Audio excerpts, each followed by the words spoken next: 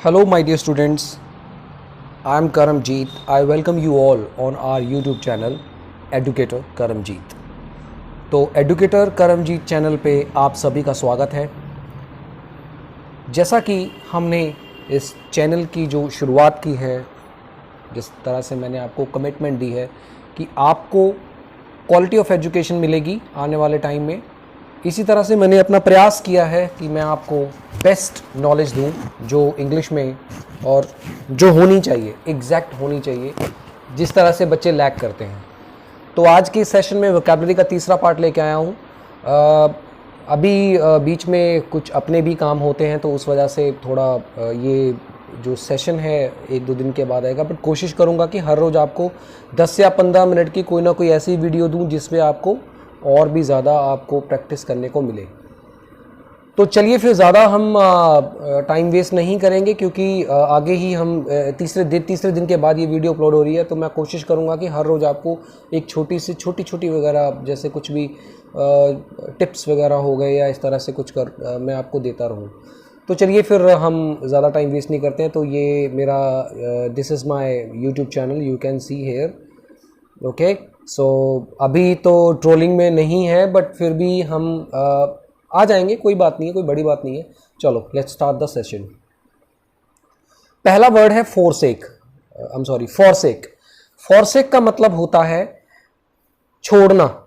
एक वर्ड सुना होगा आपने, अबैंडन, अबैंडॉन्ड या अबैंडन। अबैंडन का मतलब भी छोड़ देना, लीव का मतलब छोड़ देना, रिनाउंस का मतलब भी वही होता है, ग्रुप का मतलब भी वही होता है। ओके, एक मिनट हम पेन यूज़ कर लेते हैं। यस, तो रिनाउंस और ग्रुप, इसके सिनोनिम्स क्या हुए? क्विट कर देना, गिव अप कर देना, रिलिंग्विश कर देना। और एंटोनियम्स क्या हो गए इसके? कंटिन्यू करना, कीप करना, लगातार कॉन्टिन्यूसली करना, क्लेम करना, होल्ड करना, मेंटेन करना। ओके, तो उसका यूजेस क्या हुआ? In order to be sent. Sent क्या होता है? सेंट होता है जो संत महात्मा होते हैं। ओके, जब वो संत महात्मा बनते हैं तो उनको उनकी गृहस्थ जीवन छोड़नी पड़ती है।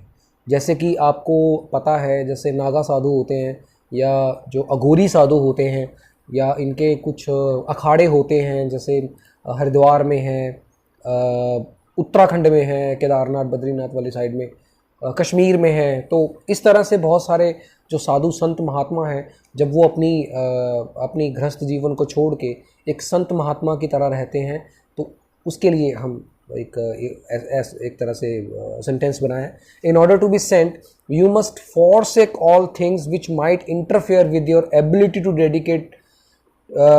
Dedicate your life to Hinduism.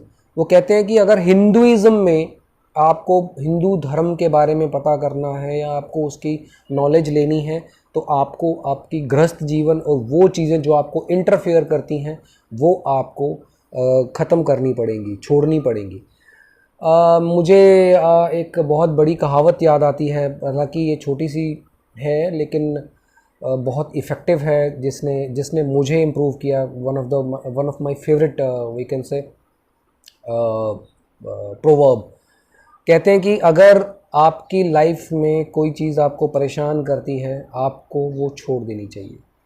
चाहे वो नशा है, चाहे वो कोई रिलेशनशिप में प्रॉब्लम है, या कोई ऐसी चीज़ है जो आपको बहुत ज़्यादा बार बार परेशान करती है, तो उस चीज़ को आपको अपनी लाइफ से छोड़ना होगा। देखिए, हम सभी के लाइफ में बहुत गंदी आदतें हैं। अगर मैं अपनी बात करूँ तो मैंने भी बहुत सारी अपनी गंदी आदतों को छोड़ा, और आज मैं एक एडुकेटर हूँ। रीज़न यही है कि मैंने अपना फ्यूचर देखा, मुझे लगा कि मुझे एडुकेटर ही बनना है। मैं बॉर्न ही एडुकेटर के लिए हुआ हूँ, तो इसलिए मैं आपके सामने हूँ। तो इस तरह से आप अपनी लाइफ में और भी चीज़ें इम्प्रूव कर सकते हैं। तो अगर आपको एक संत महात्मा की या आपको एक अच्छी ज़िंदगी जीनी है अपने करियर को लेके, तो आपकी वो सारी आदतें छोड़ देनी पड़ेंगी आपको। जैसे कुछ रॉट्स हैं, कुछ गंदी आदतें हैं, तो आपको वहाँ से बाहर निकलना है। मुझे इस बात ने कब मोटिवेट किया था? नवजोत सिंह सिद्धू का आज से 5 साल पहले एक दिल्ली में एक सेशन था, तो वहाँ पर उन्होंने एक बहुत अच्छी स्टोरी बताई थी सचिन तेंदुलकर की। तो वो स्टोरी जो थी वो मुझे बहुत छू गई थी। तो मतलब ये स्टोरी तो वैसे यूट्यूब के ऊपर अवेलेबल है, but you can learn many things you know from other peoples. Okay, चलो। एक्सटॉर्शनेट, एक्सटॉर्शनेट का मतलब होता है मॉडरेशन, या बहुत ज़्यादा हाई होना, या किसी एक्सेसिवली इतना ज़्यादा होना कि उसको किसी चीज़ को रोक ना पाना, जैसे greatly exceeding bounds of reason and moderation.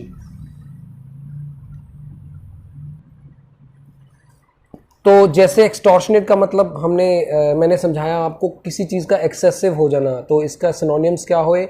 एग्जॉर्बिडेंट हो गया, एक्सेसिवली हाई होगा, स्काई हाई हो गया। देखिए स्काई हाई मतलब आसमान से भी ऊंचा, स्काई आसमान जैसा, जैसे बहुत सारी यूं कहो कि अपने सिर के ऊपर से निकल जाना, समथिंग लाइक दैट। ये ना कुछ ऐसे वर्ड्स होते हैं जो आप अपनी खुद की चीज़ों से आप रिलेट कर सकते हैं। प्रेपोरियस, इमॉडरेट, अनरीजनेबल, इनऑर्डिनेट, तो इसका एंटोनियम क्या हुआ? मॉडरेट हो गया, लो, नॉर्मल, मीडियम। हालांकि ये जो हैं एंटोनियम्स हैं ये बड़े सिंपल से हैं, ये वाले, जैसे these are very simple, but इसके अलावा और भी हैं जो आप नेट पे सर्च मार सकते हैं। The unemployment rates are higher than other countries, so it is difficult to get opportunity for job. देखिए अभी हमारे देश में एक अनएम्प्लॉयबिलिटी की सिचुएशन है, लॉकडाउन की वजह से बहुत सारी चीज़ों का दिक्कतों का सामना हमें करना पड़ रहा है, तो इसलिए इस वर्ड को हम इस तरह से कह सकते हैं। ओके, तो चलिए फिर नेक्स्ट हम शुरू करते हैं। Yes, benign, of a mild type of character that doesn't threaten health or life, not harmful in fact। वो पर्सन बड़ा ही मतलब काम है किसी करेक्टर को लेके, किसी यूं कह लो कि लाइफस्टाइल को लेके, तो उसको बोलते हैं benign. Of a mild type of character that doesn't threaten health और लाइफ, वो पर्सन जो आपके लिए मतलब थ्रेटनिंग नहीं है, मतलब आपको नुकसान ना पहुंचाए, इज कॉल्ड बिनाइन। सिनोनियम्स क्या हुए? ये वाला सिनोनियम्स है जो मैं आपको बताता हूँ, ये वाला देखिए, एमिएबल और बेनिवोलेंट। ये बड़ी बार एग्जाम में आता है, चाहे वो स्टेट गवर्नमेंट हो, चाहे वो सेंटर गवर्नमेंट हो, चाहे वो सेंटर के कोई भी एग्ज़ाम हो, तो किसी न किसी एग्ज़ाम में अगर वो सिनोनिम एंटोनियम पूछते हैं तो इस तरह से पूछते हैं। बेनिवोलेंट का मतलब बड़ा ही ऑनेस्ट टाइप का पर्सन, या मतलब जो यूं कह लो कि बड़ा उसूलों पे चलने वाला जिसको बोलते हैं। ओके, तो इसके एंटोनियम्स क्या हुए? डिसएडवेंचरियस हो गए, हार्मफुल हो गए, इंजुरियस हो गया। इंजुरियस यहाँ पर स्पेलिंग मिस्टेक है, RIOUS होना चाहिए जहाँ पर Y है, इसको आप गलत कर देना, ठीक है, ये इसको करेक्ट कर लेना। NI, इसको मैं लिख देता हूँ यहाँ पर, INJURIOUS, इंजुरियस। ओके, इंजुरियस मतलब बहुत ज़्यादा हार्मफुल करने वाला। मैलिन, मैलिन भी बड़ी बार एग्जाम में आता है। The eco friendly company will only work in areas where it practices are benign. वो कहते हैं कि कोई ऐसी कंपनी है जो इको फ्रेंडली है, वो सिर्फ वहाँ काम करती है जहाँ पर उसके लिए उसकी जो प्रैक्टिसेस हैं, उसके जो काम है वो ईमानदारी से हो जाएं, इजीली हो जाएं, बेनिफिट हो जाए लोगों के लिए। ठीक है, तो सेंटेंस को आप किसी भी तरह से बना सकते हैं, कोई दिक्कत नहीं है। Next, anchor, a person or thing which provides stability or coordinates in a otherwise uncertain situation। वो person जो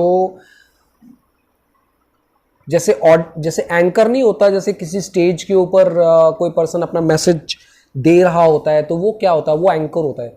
वो एंकर क्यों होता है? क्योंकि वो आपके और ऑडियंस के बीच में और उस कंपनी या किसी रिप्रेजेंटेशन के बीच में, आपके बीच में एक तालमेल बनाता है, कॉन्फिडेंस तरीके से बताता है कि अब हम ये करने जा रहे हैं, अब वो करते हैं, इस तरह से जो भी आने वाली जो चीज़ें हैं वो सारी उसमें डिस्कस होती हैं। तो उस सिचुएशन को एक कॉन्फिडेंस में लेके आता है आप सभी को, तो उसको एंकर बोलते हैं।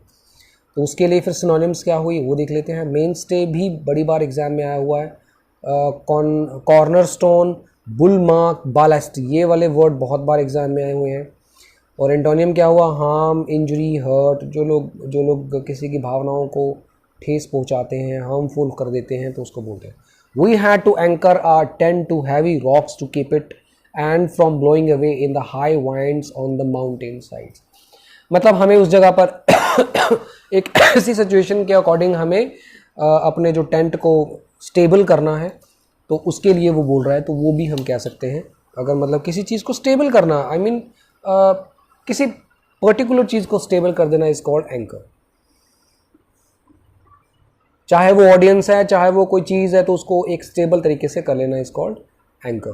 बेसिकली ये क्या है, एडजेक्टिव है, इसको देख लेना। ये जो वर्ड मैंने लिखा ना, ये एडजेक्टिव है। रिपरकशन वेरी वेरी इंपॉर्टेंट, बड़ी बार एग्जाम में आया है, इस बार किसी ना किसी एग्जाम में जरूर मिलेगा आपको, पैसेज की फॉर्म में मिलेगा, मैं कह तो नहीं सकता, लेकिन इस तरह के क्वेश्चन बहुत आते हैं, बहुत बार डिस्कस भी किया जाता है। Repercussion, an unintended consequences of an event और action, an unintended consequences of an event and action. So consequences का मतलब होता है उसके परिणाम, उसका result, effect, outcome. Basically outcome word जो है, जैसे कई बार दिन में पूरा दिन काम करने के बाद कई बार बोलते हैं हम, जैसे प्राइवेट सेक्टर में काम करने वाले लोगों को एक बार यही क्वेश्चन पूछा जाता है कि हाँ जी आपका आउटकम क्या है, एंड ऑफ द डे आपका रिजल्ट क्या है, आपका मोटिव क्या है, जो आपने किया है पूरे दिन का, उसका रिजल्ट क्या है बताइए। तो उसका उल्टा क्या हो गया, एंटोनियम क्या है, कॉज हो गया, रीज़न हो गया, उसका कारण हो गया, या उसका कुछ रोकथाम हो गई।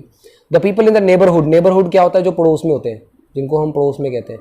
The people in my neighbourhood will not inform the police because of repercussion, मतलब वो कहते हैं कि कॉन्सिक्वेंसेस लोगों ने पुलिस को, पड़ोस ने पुलिस को इसलिए इन्फॉर्म नहीं किया क्योंकि उसके परिणाम गलत भुगते जा सकते हैं, क्योंकि हो सकता है कि उनके जो पड़ोसी हैं वो सही नहीं है, या कुछ ऐसा उनका रिजल्ट रहता है जिससे उनको प्रॉब्लम होती हो, या कुछ ऐसा हार्मफुल करने के लिए होते हो।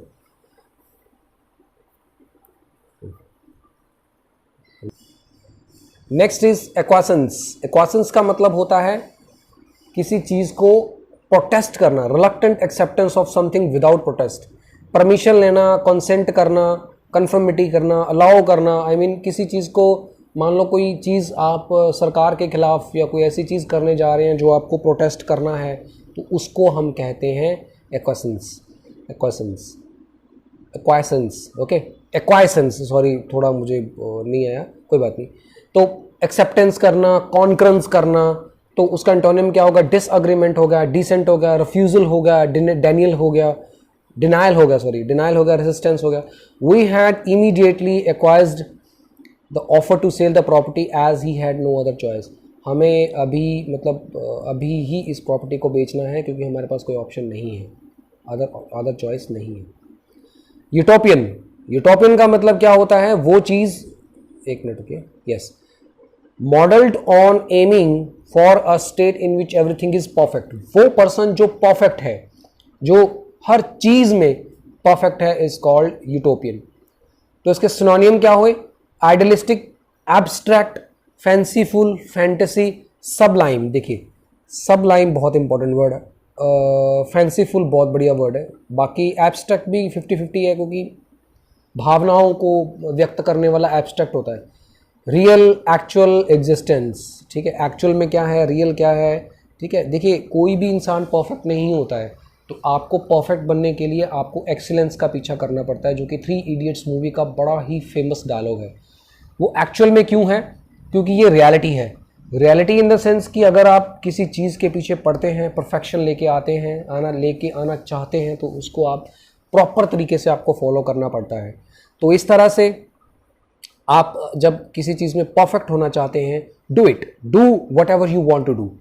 ऐसा नहीं है कि आपको वो चीज़ नहीं आती है तो आप उसको बीच में छोड़ दें। मुझे जो चीज़ सबसे ज़्यादा अच्छी लगती है कि जब हम किसी चीज़ को, देखिए अगर किसी सब्जेक्ट में आप पुअर हैं तो आप उसके पीछे हाथ धो के पीछे पड़ जाइए कुछ दिनों के लिए। वो जो सब्जेक्ट जो आपको आते हैं वो आप छोड़ दीजिए, लेकिन जो नहीं आता उसके पीछे पड़ जाओ, ईजिली आप क्रैक कर पाओगे। ओके, तो इस तरह से परफेक्ट बनने के लिए आप अपनी जो आपका जो कर्मा है वो आपको करना है। ओके, तो यूजेस क्या हुआ, the society is not utopian because of crime everywhere. देखिए समाज हमारा परफेक्ट नहीं है। अगर हम इंडियन सोसाइटी की बात करें, वैसे तो जो डेवलपिंग कंट्रीज़ हैं, जो डेवलप कर चुकी हैं, जैसे यूरोप की बहुत सारी कंट्रियां हैं, अमेरिका हैं, उन कंट्रीज़ में तो बहुत चीज़ें हमें सीखने को मिलती हैं जब लोग यहाँ से वहाँ जाते हैं। लेकिन इंडिया में अभी भी कुछ चीज़ें हैं जो हमें सीखनी है। ये हर बार हमें न्यूज़पेपर्स में सीखने को मिलता है, हम सुनते भी हैं, हर बार कोई ना कोई खबर ऐसी आती है जो हमें इस चीज़ का एक सबलाइन, हाँ ये वर्ड देखिए एक दो बार, सबलाइन बहुत इंपॉर्टेंट वर्ड है। परफेक्ट ये होता है, देखिए कई बार क्या होता है, आप जब किसी वर्ड को सीखते हैं वो आपके माइंड में पिक्चर बस जाती है। तो ये जो मैंने वर्ड सीखा था, ये मैंने सीखा था एमपी मध्य प्रदेश की एक टूरिज्म की एड आई थी, तो उसमें सब लाइन वर्ड लिखा हुआ था, तो तब मैंने ये नोट किया था। उसके बाद मैंने इसको नोटबुक के ऊपर उतार लिया था, तो तब मुझे पता था सब लाइन का मतलब होता है which is everything perfect. Okay, which everything is perfect. तो इस तरह से आप सब लाइन को भी यूज़ कर सकते हो। इजी वर्ड है और बहुत अच्छे तरीके से आप इसको कर सकते हो। चलो, audacity, a willingness to take bold risks, वो पर्सन जो बोल्ड रिस्क लेता है। जैसे अपने जो वज़ीर आला हैं, उनको बोलते हैं उर्दू लैंग्वेज में वज़ीर आला बोलते हैं, हमारे प्राइम मिनिस्टर साहब श्री नरेंद्र दामोदर दास मोदी जी। तो अभी उन्होंने जो चाइना के ऊपर एक अटैक हुआ था गलवान वैली में, तो हमारे 20 जवान शहीद हुए, और उनके कहा जाता है कि 40 से 43 के बीच पे लोग कैजुअल्टीज़ और ये सब हुआ है।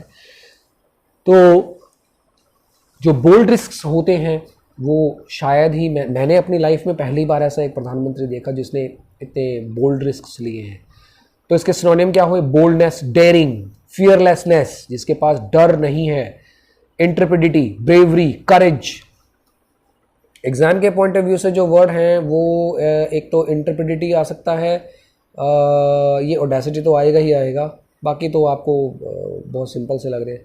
और उसका एंटोनिम क्या हुआ? कॉवर्डाइज, जो कायर होता है, फियर, टिमिड, टिमिड भी बड़ा कॉमन वर्ड है। Before the attacks to the defence personal, personal, personal के स्पेलिंग गलत हो सकते हैं, आई थिंक डबल एन आएगा यहाँ पर। Yes, PERSONNEL might be, check कर लेना एक बार। The terrorist gave some, the terrorist आएगा यहाँ पे, एस आएगा, गेव है ना।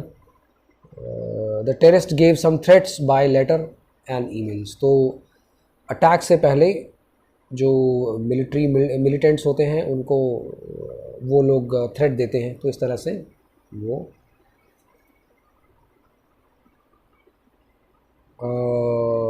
Before the attacks to defence personnel the terrorist gave some threats by letters and mails. But यहाँ पर एक लाइन मेंशन कर लो, but our defence, wait, but our लिख लो, चाहे मैं लिख देता हूँ, but our defence is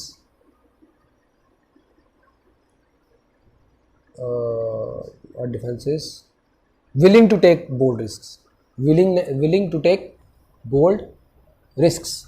Okay, so this is you can say our defense are ready to take bold decisions, courageous decisions, bravery types of decisions, तो इस integrity type of interpretive type of decisions, तो इस तरह से कह सकते हैं। एक लाइन यहाँ पर मिस है, सॉरी, मैं ये नेक्स्ट टाइम ऐसा नहीं होगा, but be careful about that, आगे मेंशन कर सकते हैं।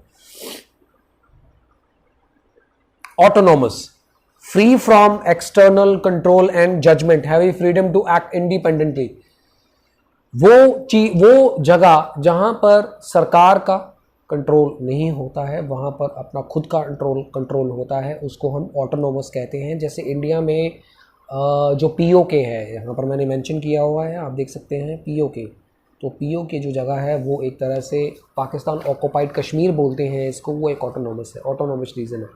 तो ऐसे रीजन जिनके ऊपर सरकार का दबाव नहीं होता, वो खुले तरीके से काम करते हैं, जैसे सेल्फ गवर्निंग है, इंडिपेंडेंट है, ऑटोक्रेटिक हैं। तो इसका एंटोनिम क्या हुआ? सबवर्वेंट हो गया, डिपेंडेंट हो गया, किसी के ऊपर डिपेंड करना। The POK is a kind of autonomous region in Pakistan where they have different laws and orders. Laws होना चाहिए यहाँ पर, लॉज एंड ऑर्डर्स। काफ़ी मिस्टेक्स हैं आज की असाइनमेंट में, I am sorry for that, but next time I will not do. Zealot, a person who is fanatical and uncompromising in pursuit of their religious, political or other ideals। वो person जो compromise नहीं करता है। Okay, तो जब अन लग जाए ना, UN, वेट, एक तो ना मुझे इसका ब्रश यूज़ करना नहीं आता, कोई बात नहीं, देख लेंगे। अन, यहाँ पर अन लग जाए तो वो नेगेटिव सेंस ही होती है। फैनेटिक हो गया, ये वर्ड बड़ी बार एग्जाम में आता है। एंथुजियास्ट नहीं आता, एक्सट्रीमिस्ट आता है। रेडिकल बड़ी बार एक न्यूज़पेपर में आता है। डाई हार्ट आता है। तो कंजर्वेटिव, मॉडरेट मतलब उसका बिल्कुल उल्टा हो गया। The cult leader was a zealot who killed anyone who dare to ask something about him। तो जो कल्ट लीडर है वो एक zealot है, जो किसी को भी मार सकता है जो उससे कोई भी सवाल पूछता है। तो ये थे आज के हमारे जो हमारा जो सेशन था, वोकैबुलरी के बेस्ट वर्ड्स आपके सामने थे। तो इसी के साथ हम आज का सेशन ख़त्म करते हैं। तो आज ये जो वर्ड्स मैंने आपको लिखवाए हैं ये आप अपने नोटबुक के ऊपर उतार लेना। तो इस तरह से अब मैं कोशिश करूँगा कि मैं आपको हर रोज़ एक वीडियो ज़रूर बना के दूँ। ओके, तो इस तरह से तैयार रहिए, कुछ ना कुछ आपको ज़रूर मिलेगा, चाहे वो वन वर्ड सब्स्टिट्यूट हो, चाहे वो फ्रेजल वर्ब हो, इडियम्स हो, तो ये मैं निकाल के लाऊंगा आपके लिए। बस आप keep in touch with me. आप अपने कॉन्टैक्ट में या अपने जो भी लोग गवर्नमेंट एग्ज़ाम्स की तैयारी कर रहे हैं तो आप उनके पास आप शेयर कर सकते हैं। It is your duty to share. जब आप लोग मुझे मेरे चैनल को आप शेयर करेंगे तो तभी मैं आगे प्रोग्रेस कर पाऊँगा। Thank you so much for watching this video and stay happy, stay safe. जय हिंद, जय भारत, स्टे ट्यून्ड।